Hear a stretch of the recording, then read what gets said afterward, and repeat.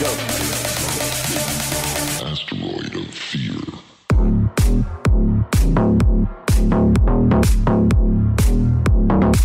Hey everyone, welcome to another episode of the Men of the House podcast. And on today's episode, we have Brian Gryn, and we're going to talk about fitness over 40.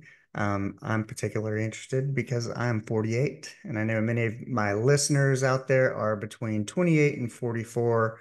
Um, and hopefully you will all get to the 40s, and we're going to talk about fitness in the 40s or after, and the challenges. And I can speak for myself, as I was telling Brian kind of before we started recording, was this is my second time to lose 30 plus pounds at 20 years apart. So, 28 and 48.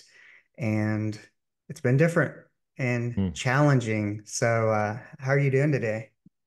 Yeah, doing great. Yeah, thanks for having me on, Richard. Yeah, I'm excited for this. So, give us a little bit about your background, I imagine you were training people, but kind of at what point did you start wanting to focus on like over 40 or a little bit older?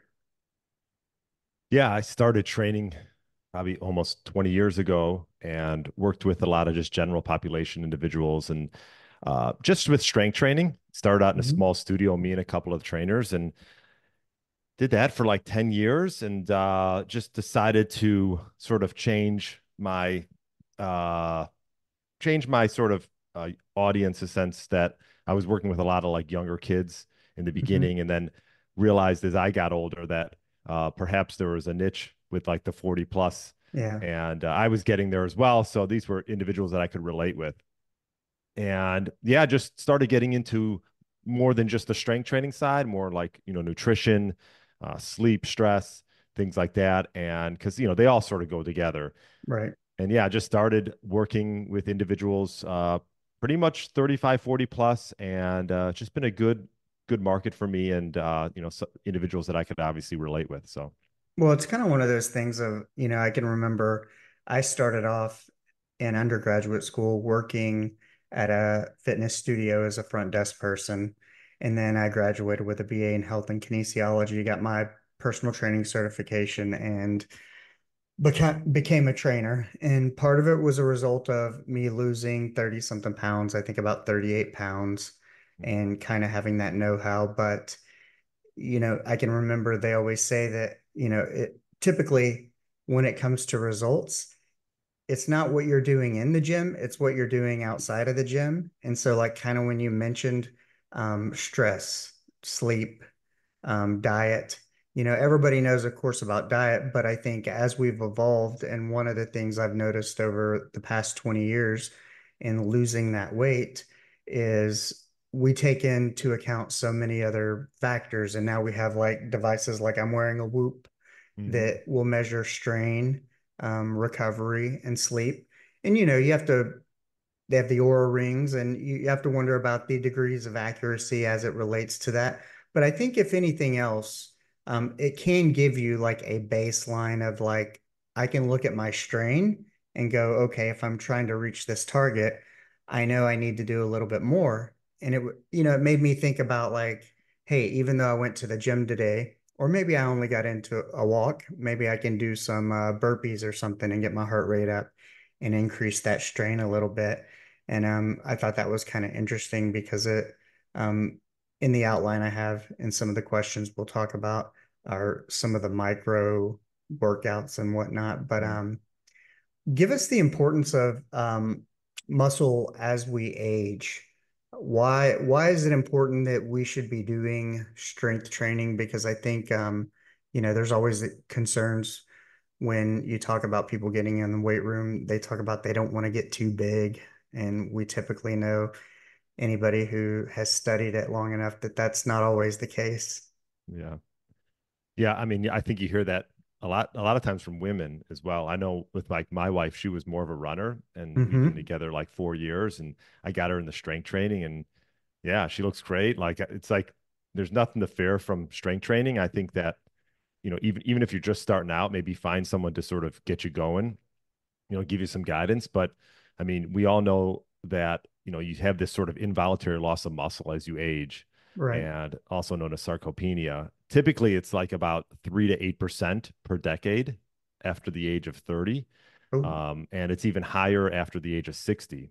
So it's, this could be a big contributor to individuals as they age for, broken hips, just like loss of bone mass and, things like osteoporosis.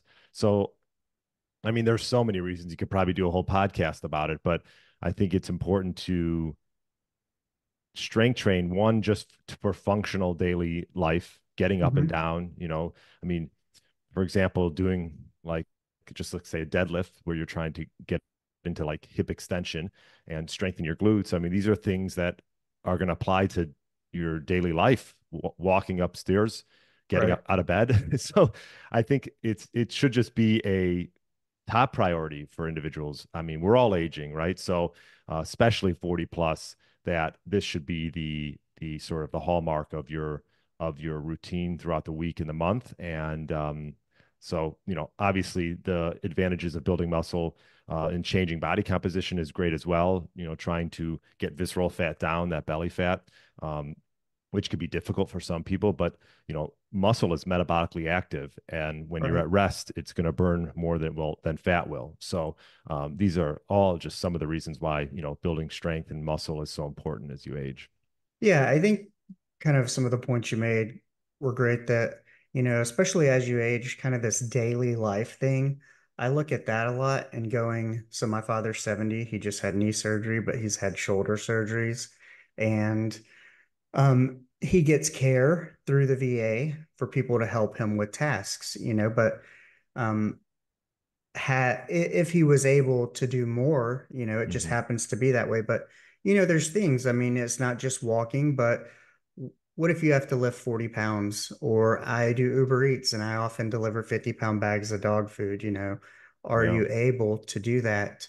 And then I also, something I consider and think about a lot is I think about geographically where people are situated and where people retire. And thinking about how, if you purchase a house that has stairs, all your kids move out, and then you and your husband or wife never sell the house. Now, all Hmm. of a sudden, you're 60, 70 years old and you have to navigate stairs all the time. Sure. And you need to be able to do that. And, And how I about, come, and I was just gonna say, and how about just you talked about your dad and surgeries? Mhm. Like my dad is getting his knee done, he's 75, but he's been into fitness for probably for him a little bit later in life, but 20, 30 years of fitness. Wow. Yeah. And so his recovery, I think, will be that much better and that much easier because he sort of has that fitness background Yeah, as I well. agree. And I think, with my father, that was kind of, he has Parkinson's, so he has some comorbidities that go along with it Okay. that's made recovery very difficult. Hmm. But, you know, in looking at it, it's kind of that compound effect of, he's 70, and let's say, he wasn't always unfit and he's done some I guess he's been fit in the past, but somewhere along the way, these things compound and they add up. And whether it's an illness or something you get and managing that and your fitness kind of along with it to paint an overall kind of health picture, um, it declines and these things become more challenging to deal with. And like you said, I think, if there were a different level of fitness, his recovery could be different. But of course, comorbidities and stuff do play a factor in that. But starting off with like some basics, what do you, when people are, one question I have, fasted or non-fasted for working out? Yeah, you know what? My answer has probably changed over the years with this. I think whatever works best for your schedule. Because I know people that get up and they have to get their workout done first thing before Right. like everyone else is up. And so that's the case. Go ahead, fasted. I think that's completely fine. I think you're talking about a small percent of people who maybe are trying to really maximize their workouts in a Hmm. sense, and they're trying to really maybe they're competing or something. I think that having creating an anabolic environment for to build muscle. So maybe having something before you work out or during will help build muscle slightly. more than being in a fasted state because Right. fasting is a little bit more catabolic. But in general, whatever works for you, just go with it. I've done both, and honestly, I don't see a big difference either way. And I think it just matters of that individual's schedule and like where their workouts can fit best to make sure that they're consistent. So Yeah, I'm a flip-flopper. It's kind of however I feel and depending on the day, what's right. going on. Sometimes I'm fasted, sometimes I'm not. But I can definitely tell, even if I just have a couple hundred calories before lifting weights, that I can push a lot harder. Mhm. And with that push, I guess you get extra strain, and extra strain hopefully leads to extra muscle Sure. down the road if you feel right. Yeah. Um, but what are what are kind of some of the things that you look at if I'm 48 and I come to you? Um, what are some of the things outside of, let's say, what kind of routine would you suggest? I mean, combination of strength training and cardio, or do you look at somebody if I say, hey, I want to be a runner and train me straight towards running, or do you still recommend strength training for people who prefer running, like let's say, or bike Yeah. riders? Yeah. Yeah, I would still recommend strength training up above most unless you're like training for a certain type of event, a Hmm. marathon or something. Still, I would recommend strength training. I think you will improve your runs by having more strength, especially lower body strength. But one thing that I think is underlooked a little bit is the things like you said that you're doing outside of the weight room. Because there's something called NEAT, which is non-exercise activity thermogenesis, which is, sort of the things that you're doing outside of your exercise that you do throughout the day. And one of the big things that I like is just walking.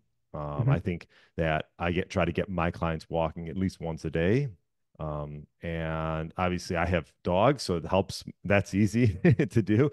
But I don't know about your weight loss journey, Richard, but was walking something that you implemented or did It you? was right Yeah, off the bat. That was kind of the first thing I started because I knew it was a starting point. I felt like it was sustainable and right. something I could do to where even if you're looking at the time block, in making time, the amount of output or stress was less than, let's say, going to the weight room or going for a jog, because then you're trying to fit in the time thing on top of something that seems stressful to you because you're beginning it. And I think a walk is a great place to start because it's sustainable. It's not overly stressful, and you're still going to get some benefit and build momentum as you're trying to um, implement consistency for the time it takes to get it done. Yeah, yeah, totally agree. And like you said, it is, sort of, low stress, low impact, Hmm. and really gets you outside, right? See the Yeah. sun. So it does a lot of other things, helps with circadian rhythm and just getting, some vitamin D. So sort of, I like these tasks or these, I would say like principles that sort of kill a bunch of birds with one stone, like Hmm. that can sort of knock out a bunch of things. And that's why I like the micro workouts. I know you mentioned that briefly, but like, I talked to Brad Kearns. He's out of the West Coast. He has a cool podcast called B Rad Podcast, and we always talk about micro workouts. And, I think 20, 30-minute workout, maybe even 15-minute workout for people, it makes it a lot more attainable and sort of takes the excuses out. What do you And so, consider a micro workout? Like, what are examples? yeah. So, I mean, you can use, you could do body weight stuff. This could be, you could use a system. There's something called the X3 bar, which I've had Dr. Jakewish on my podcast, and he has this sort of like band system with like a little Olympic bar and a ground plate, and you could just hammer out like do like one set per body part to start out, and you can get most of the body or at least pushing or pulling part done in 20 minutes. And I think it's a great place for people to start, even for some advanced individuals. I think you can, there's some science behind just doing one set to failure. Some people believe in it, some people don't. But let me tell you, if you really you do it intentionally, Right. Like you have to be really intentional when you do something like that. But one set to failure, and you do it for, let's just say you're pushing, uh, you know, uh, pushing the chest. That would be anything like overhead press, things like that. Um, you can get your workout done pretty quick. Yeah, it kind of reminds me of if anybody's been in the military and you've been to boot camp, that intentionality. I can remember one time them having us hold a pencil straight out in front of us and it works your Mm, lats just like a lat raise. right. And till failure, Mm. and a pencil will appear to be heavy, but I think part of like that micro workout thing, it definitely reminds me of boot camp or anybody who's, let's say, watching jail or prison documentaries where these people who have this time, there's this like, in boot camp, you're being smoked, is what they call it, push-ups, burpees, this and that, the other, take off for a lap. Then you do normal stuff. Then you get in trouble. And it's 3 sets of this, 4 sets of this, or hey, you're going to do push-ups till I get tired. But you're doing these things throughout the day. And I feel Sure. like, it is kind of this start, stop, raise your metabolism, lower it. And I've kind of lately, because, I lost a little bit of weight, kind of hit a plateau. And now as I attempt to break through the plateau, not only am I looking at calories, but I'm tweaking that with the whoop, like I said, with the strain. It's like, okay, um, yesterday I had a podcast meeting at a certain time and I was able to get a workout in, but I was only able to get like, let's say 10 minutes, 15 minutes of cardio. So then later in the day, I took a 45-minute walk through the country. Yeah. And by looking at that strain, because I have kind of a target set that I'm trying to achieve, but I'm kind of going back to that style of, I think people make it overly complicated in that, you know, realistically, during a commercial break, you could do a set of 25 push-ups, you know? Yeah, I mean, you could do a walking lunge through the house, right? Yeah, you could do a seated uh seated wall squat. Oh, yeah, forget about that one. Yeah, that, all you need is a wall, right? Like, so you can get creative about it if you're really crunched on time. I personally like enjoy getting to the gym a little bit and just getting out because I work from the house. I And do I as think a well. lot, yeah, I think a lot of people have since like COVID. But if you're really like short on time, I mean, these micro workouts, they add up over time, and it can go a long way. Is that kind of the idea of small changes, big results? Whether it's micro workouts or what other kinds of things are you talking about in there? Yeah, I mean, yeah, that could be one thing. That's more like identifying sort of those low-hanging fruits, those sort of, those major culprits that make the biggest impact. So that could be, obviously, for someone that could be big. For someone else, maybe they have an issue where they find themselves snacking late at night. Hmm. So it's like, okay, let's just focus on that, and perhaps cut that your eating window to 8 o'clock. Anything after 8, nothing after 8, sort of thing. And so that's what I mean by the small changes, big results. But it could mean a handful of things. What are what are some of the things, some keys to like good morning and evening routines? What are some of the things that you kind of implement to try to set your day up? Yeah, good question. I mean, I would say first thing I do is go for a morning walk. Pretty much no matter the weather. I live in Chicago. I mean, we have, Okay. although the last few winters haven't been so bad, but yeah. So I get up with my dogs. A lot of times they don't even, they like, I have to force them sometimes, but they eventually like to go. So, morning walks. I mean, I think that's like a staple to my morning. And then after that, time willing, 10-minute meditation. 10-minute meditation. And it's taken me a little while to find sort of a guided meditation that I like, but I found one just on YouTube, and I just pretty much almost listen to the same one every morning. It's just a very good one. It's just 10 minutes. And after that, pretty much get the morning going. Those are the two main things that get my morning up. And then as far as evening routine, um, try to sort of eliminate the blue light screens. Hmm. Yo, word up. This is Ethan from the Nonchalant Perfectionist podcast. I'm so glad you tuned in here, man. Did you, hold on, just real quick. Did you know that this podcast, as well as my own, are part of a much larger world called the Podcast Connection Network? Yeah. Yeah, we have some pretty amazing shows hosted by even more amazing souls. And look, we're just waiting to be discovered. You curious? Yeah, I know you are. Head over to the link in the description below. Trust me, you won't be disappointed. At least an hour before bed. I do have like blue light blocking glasses that I'll wear to sort of just.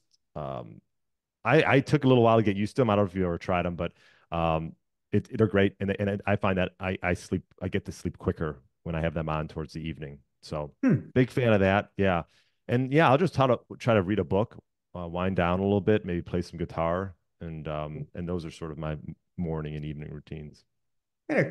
So, you've gone through these stages with this much fitness experience, kind of changing your demographic, shifting what's important to you, call it evolution, if you will. And what are some of the things as because I think as a fitness person, sometimes you're your own personal guinea pig and the things that are important to you as you realize.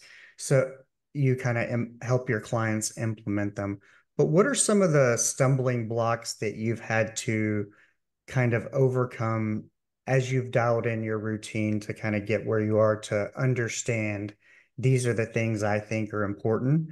Like, let's say, if you have any pillars, like these are the things I deem important. These are what I want to push to my clients. What are some things you've had to overcome, be it in mindset and or routine to get to that place? Well, I think for a lot of people, especially male clients, is sort of dialing in like the reasons why they want to improve their health, like really Hmm. getting clear, creating some clarity around that, I think is really important first and foremost. And once they dial that in, getting an understanding and a baseline assessment of where they're at, like you were talking about the aura or the whoop that you Hmm. use, and people use an aura ring or whatever. I think these are great, especially initially, just sort of seeing where you're at. Like you're talking about calories, I like to get an idea like what are we consuming? So maybe Hmm. journaling for a couple of weeks. My Fitness Pal, great Yeah, free app. MyFitnessPal. Yeah, there's a ton of free apps where you can input this. And I think that's a great place to start for people because I don't think we realize until we actually write things down. Yeah. Like I know that one, that runs true for me. I mean, a lot of times you don't know what you're consuming until Well, you're when you actually. see what 1 ounces of cashews looks like we were weighing out 1 ounce for my wife the other night on a food scale, and we have these little tiny Tupperware containers, and it says, the thing says maybe around 16. Turned out it was 14, but it Mhm, fits in there. And I mhm. think when you're able to see, hey, this 170 calories, or you can have this for 170 calories, you could have you could have a 4 ounce chicken breast. Mhm. Which would you prefer? Because 14 cashews will literally fit in the palm of your hands unless you're a toddler. It's Yeah. not very much. Yeah. Yeah. Nuts are very dense. Yeah. Yeah. Yeah, very dense, and the problem with nuts is you can easily overconsume them, right? We've Hmm. all run into this. Um, but yeah, so I would say back to your main question is, yeah, just creating a baseline, creating some clarity. I think those are important right off the bat. Yeah, and then just sort of seeing where you're at, like as far as activity. I think like sleep is obviously underrated. I mean, it's being talked about more, but Right. at least for myself, I find that if I get a bad night's sleep or, it's not optimal, that I find that, other things suffer. And I think a lot of people can struggle with their weight mainly because they're not sleeping well. Yeah. It's kind of weird in that I know if I don't sleep enough that you might need to feel different or feel more.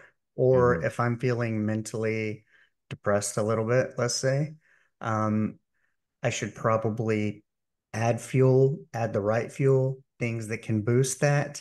But sometimes your body tricks you into feeling, I almost go the opposite way. I almost don't eat, which is less healthy and Hmm. is not going to improve your sleep. Being more hungry or less fueled, it might make you more tired, but it is certainly not helping you.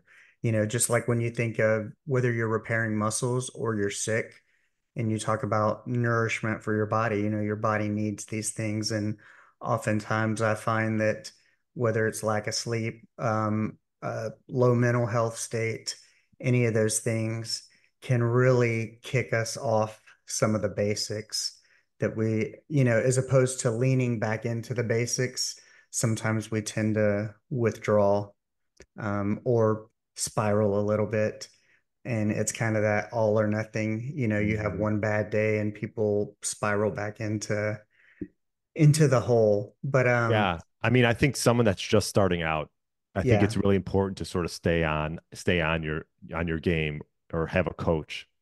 For maybe someone like yourself or even for myself, Hmm. I've just been doing these principles for so long that even if I have a day or just a maybe even a cheat meal or whatever it is, like it doesn't really bother me because I go right back to the norm, which Yeah. is, clean eating and things like that. So I think it depends on where they're at in their health journey. And if they fall off a little bit, are they able to just jump right back on because it's not about really being perfect. Right. Have you seen over your years and as you've changed like the ages and types of clients that you coach and your passion, have you seen, I mean, of course, because you've changed that, you've seen it, but in general, have you seen the reasons for people wanting to be fit change? Mm. Like aesthetics versus I want to live longer, um, versus I mean, some It's people are bodybuilders or Yeah, no, it's changed maybe a little bit in the sense that since my clientele are a little bit older now, Mhm. um, I think that yeah, it's more or less like they're realizing that they need to prioritize their health and get their shit together Right, because they're getting older and I think what happens with a lot of individuals is when they're 20s and 30s you can get away with stuff, right? But then as they've gotten older, maybe they have a family that they sort of put their health on the back burner for a while there, and then 20 years later they realize, oop, I better prioritize these things or else I'm not going to be around for this and this. So I just think maybe their priorities have changed since when in their 20s and 30s, where really you can get away with things and you don't have a family and other responsibilities, so it's not right. as big of a deal. Yeah. So um yeah, definitely the reasons change as you get older for sure. Do you think that looking better naked is always a reason? Like the people in the 20s, the 30s, and the 40s, do you still have 40-year-olds that are like, I want to, or 50-year-olds even, like, hey, I want to be at the beach and be able to take my shirt off and be confident?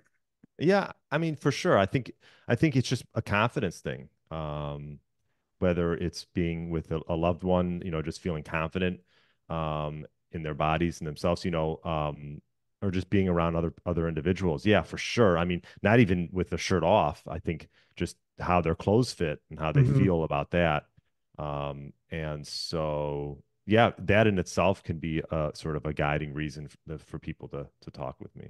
Yeah, and do you see that do older people, let's say, make a connection more so than younger people in the looking good as the byproduct of consistency and the daily action? And to kind of, let's say, focus on enjoyment and daily action and getting in movement regardless of what kind of movement it is, which kind of plays into the micro workouts and flexibility of like, hey, and that they realize that the good looks are going to come from deploying some of these techniques and the consistency within them. um, is there a better connection between that due to wisdom, age, or anything like that? I think for sure. I mean, I think we all sort of wise up as we get, oh, hopefully most of us will wise up as we get older. Right. So yeah, I think also just admitting, I think when you've done things or tried things in the past and maybe they haven't worked as well, I think sometimes people come to a coach because they realize that doing it by themselves just hasn't really worked as well. I think when doing anything, I mean, I think it's very rare for people to just do it by themselves the whole time without a community, even of other individuals. I think this is why like people that got into CrossFit, Hmm. become almost fanatical, or like it's like cultish in a good way, right? Like it's obviously instilling good habits and making sure that you're doing it with into other individuals, like-minded individuals. I think that's really important. And I think as you get older, you realize a lot of it's just about surrounding yourself with people who you want to sort of be like, or that you have similar sort of similarities with those individuals, so it'll lead you to action. Right. You know. What is something that fills your cup in as part of your job? Oh, I mean, I should say I've always, probably for the last 20 years, I've really enjoyed learning about health and wellness just in general. Because I've not always, probably ever since after college, I'd say I've been interested in sort of optimizing my health, but then realizing that um, I'll help others with that. I think that sort of fulfills me in a way that nothing else really does. So yeah, I think that's probably the biggest, sort of reasons why I like doing what I'm doing, even just putting out content and things. And if it impacts one person and makes them change, and I don't even know about that person, that's great, because I'm sure that happens. But yeah, I mean, I think just helping people instill these habits that can increase their quality of life, I think is something that really, fills Have my you cup. had one story over the 20-year career that has really stuck with you that you can always kind of go back to that that always can wipe out any of the why am I doing this, that 100% this is the right choice, and you're like, man, I can't believe this happened and I'm so glad I was a part of it. And Yeah, I mean, honestly, there's a lot of good stories. I think that if I could, think of one, it would be um, I helped an individual who's probably in his late 50s, early 60s, and I think that he wanted change, but I think mindset wise, he always thought of himself as like not able to do it, or maybe he always would make jokes that he was like sort of the fat kid. mhm, And if you're calling yourself fat for 30 years, I mean, right. that can take a toll on you as well. And I think he was doing it just as being a funny guy, but however, the intent of it was instilled in him. And so that was like more of a mental exercise, and just a individual who just had to sort of change the way he thought about himself. And I think just changing that perspective and creating some belief around the fact that he can be healthy and a little bit leaner, really went a long way. And that took some time, but I think, that was where mindset really was like the number one factor there. I don't remember the curriculum from 20 years ago, but do they teach mindset in some of these personal training certifications?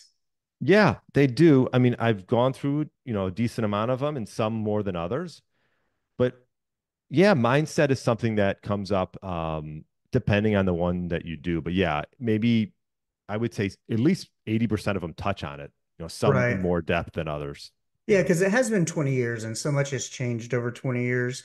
And right. when you look at the evolution of just prioritizing mental health, sleep, Sure.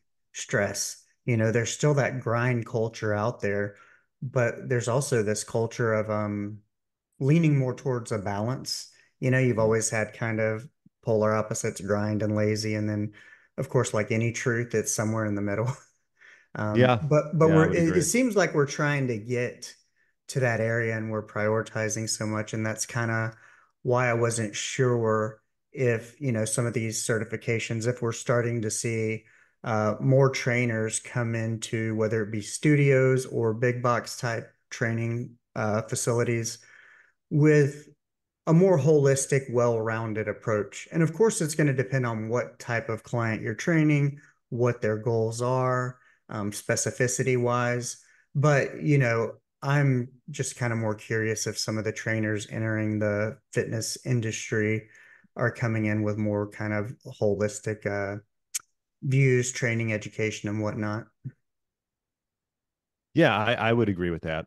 I think that coming in with more of, like you said, a holistic approach where, it's not just about one thing, it's about sort of the all the pieces that go together, that'll make the biggest impact. Because, like we said, if you're not sleeping right, you're not getting enough rest and recovery. I mean, that's gonna hamper the workout, and it's gonna hamper also that muscle growth as well. So I think they obviously, like we said, they all go hand in hand. And I think coming in with that approach is really important, because if all you're doing is focusing on workouts and you're just going hardcore, like that's going to create a lot of stress, and you're going to probably end up running in circles and sort of getting burnt out. So I think you need to have that balance, especially as you get older. I think recovery is so crucial. Yeah.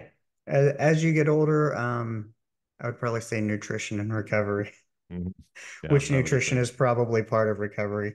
The Right. calories seem to come on much quicker, and recovery seems to be much more difficult. But before we hop off, you can ask me anything you want if you have any questions. If not, that's fine. And Yeah, no, I mean, this has been great. And I'm just curious, you said you've gone through two bouts of losing weight.